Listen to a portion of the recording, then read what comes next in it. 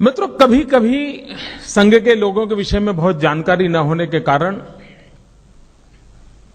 उनकी जीवन की जो ऊंचाइयां हैं उसको समझ पाना बहुत मुश्किल होता है और कभी कभी तो एक आध बार जानने के बाद भी रजिस्टर नहीं होती है। मुझे स्मरण है, परम पूज्य डॉक्टर हेडगेवार जी की जन्म शताब्दी का समारोह हो रहा था। तब जो लोग हमारे वैचारिक विरोधी हैं, उन लोगों ने एक बहुत बड़ा अभियान चलाया था और वो लगातार लिखते थे, बोलते थे, सेमिनारों में चर्चा करते थे। देखो ये आरएसएस वाले कैसे लोग हैं, ये डॉक्टर हेडगेवार को कौन जानता था, नागपुर में भी कोई पूछता नहीं था। एक बहुत मामूली आदमी को बहुत बड़ा बना करके, शताब्दी बना करके घूम रहे हैं, इस प्रकार की आलोचना होती थी। और मुझे याद है उस समय के हमारे सरसंघचालक परम पूज्य रज्जू भैया जी ने बहुत ही सटीक जवाब दिया था। उन्होंने कहा कि हमारे आलोचक जो कहते हैं कि डॉक्टर हेडगेवार जी बहुत सामान्य थे, मैं इसका विरोध नहीं करता हूं। ये सही है कि पूरी संघ व्यवस्था में समाज के भीतर से आए हुए सामान्य लोग हैं। विशेषता ये नहीं है कि लोग सामान्य हैं कि असामान्य हैं, विशेषता ये है कि ये सामान्य लोगों ने असामान्य काम करके दिखाया है। और जिनको सामान्य नजरों से देख सकते हैं, ऐसे लोगों ने असामान्य काम किया है। मित्रों, इस सारी किताब को पढ़ने से संघ विषय में जो इतने भ्रम है, उन भ्रम का निरसन पढ़ते पढ़ते हो जाएगा। बहुत से ख्याल ऐसे हैं कि संघ यानी ये, संघ यानी वो, संघ यानी दिखना। बहुत सी बातें मैंने इसमें उल्लेख किया है। संघ के लोग यानी मीडियोकर, कोई बड़े प्रभावी लोग नहीं होते। मित्र, इस किताब को पढ़ने से अंदाज आएगा कि अपने आप को खपा देने वाले लोग कितने ऊंचे थे। एक जीवन भर मित्रों,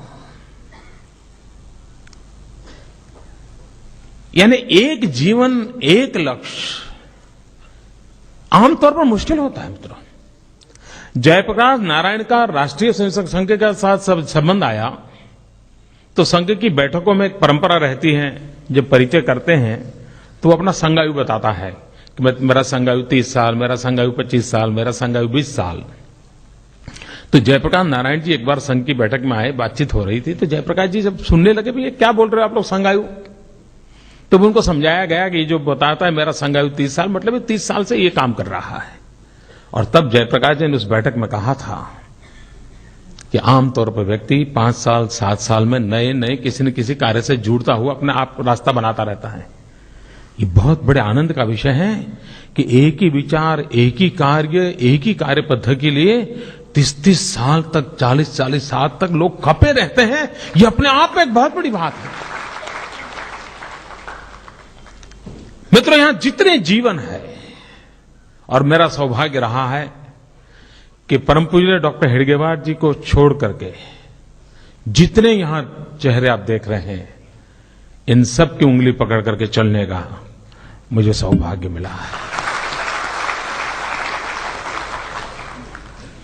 यहां पर 2 पीढ़ी हैं। मोहनराव जी भागवत हैं, तो पीछे जो एक चित्र है उनके पिताजी मधुकर राव जी भागवत का है। वे गुजरात में प्रांत प्रचारक के नाते काम करते थे। और मैं तो कभी दावा करता हूं कि जितना प्रेम मोहनराव जी को मधुकर जी ने दिया है, उतना ही प्रेम मुझे प्राप्त हुआ है। ऐसे जीवनों के साथ जीने का अवसर मिला, और तब जाकर के मन करता था कि इन सब जीवनों को मैं बार बार स्मरण करूं, ताकि मुझे नई प्रेरणा मिले, मुझे नया उत्साह मिले, और उसमें से जाकर के इस ज्योतिपुंज की रचना हुई है। मैं पूज्य दीदी मां का बहुत आभारी हूं। मैंने सिर्फ दीदी मां को फोन किया था। आज कानपुर में उनकी सप्ताह का प्रारंभ हो रहा था। मैंने आग्रह किया, वो कष्ट उठा करके वो आई, और मेरा दीदी मां से परिचय बहुत पुराना है, बहुत पुराना। उनके गुरुजी के साथ मेरा संबंध आया, और तब बहुत पहली बार दीदी मां हमारी आई थी बापूनगर के चकोड़िया महादेव के अंदर, और एक छोटा सा कार्यक्रम उनका चल रहा था, शायद 35 साल हो गए होंगे, 30-35 साल हो गए होंगे। तब से मेरा नाता रहा है। दीदी माँ ने मुझे स्नेह दिया है। और मित्रों, मैं आपसे भी अनुरोध करता हूं, कभी वृंदावन जाने का अवसर मिले तो दीदी माँ ने जो वात्सल्य धाम बनाया है, आप जरूर उसको देखिए दोस्तों, जरूर।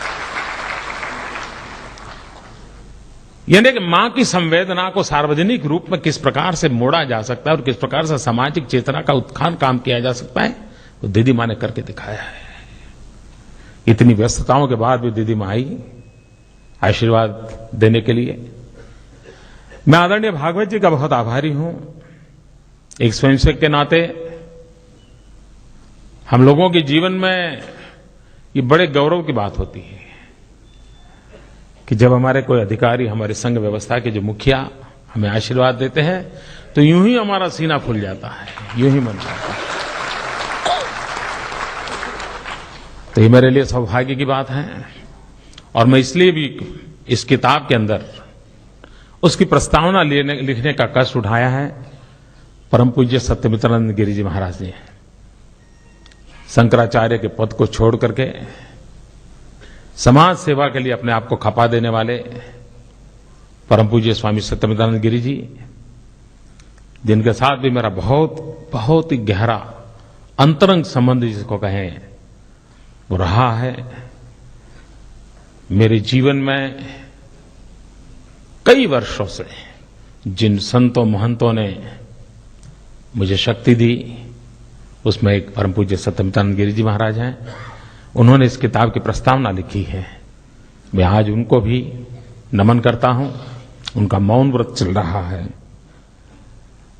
लेकिन उनके आशीर्वाद मुझे मिलते रहते हैं। मैं उनका भी बहुत आभारी हूं और मैं आप सबका भी बहुत आभारी हूं कि आप इतनी बड़ी संख्या में आए। और मैं आपसे, मुझे विश्वास है कि ज्योतिपुंज जब आप पढ़ें तो उस लेखक की तरफ मत देखना, उस लिखने वाले को भूल करके पढ़ना, उन तपस्वियों को याद करना और संघ जीवन में कैसे कैसे कस उठा करके इस महान परंपरा को, इस संघ गंगा को कैसे चलाया गया है, कितने संयम बरते गए हैं, कितने कष्ट उठाए गए हैं, कितनी व्यवस्थाएं विकसित की गई हैं। एक प्रकार से लीडरशिप ट्रेनिंग का ये भारतीय मॉडल है मित्रों, जहां उत्तम नेतृत्व समाज को देने का सामर्थ्य इस परंपरा में है। और मेरा सौभाग्य है इस परंपरा में मैं पला बड़ा हूं, ये मेरा गौरव है। और ऐसी ज्योतिपुंज किताब गुजरात के सार्वजनिक जीवन की विकास यात्रा को, संगठनों की विकास यात्रा को, गुजरात के ऐतिहासिक घटनाक्रमों के मोड़ का भी इसमें कहीं न कहीं आपको जिक्र मिलेगा। उस समय के लोग क्या सोचते थे उन घटनाओं को, उसका अनुभव आएगा। मैं फिर एक बार जिन महापुरुषों ने हमें बनाया है, हमारे जीवन को बनाया है, हर पल हमारा साथ दिया है, हमें आशीर्वाद दिए हैं, ऐसे सभी मनीषी जो मेरे पीछे जिनकी चित्र आप देख रहे हैं, मैं आज उनके प्रति फिर एक बार नमन करता हूं। ये ज्योतिपुंज आपके चरणों में देते हुए मन को एक संतोष की अनुभूति करता हूं और फिर एक बार आप सबका बहुत बहुत धन्यवाद करता हूं। धन्यवाद।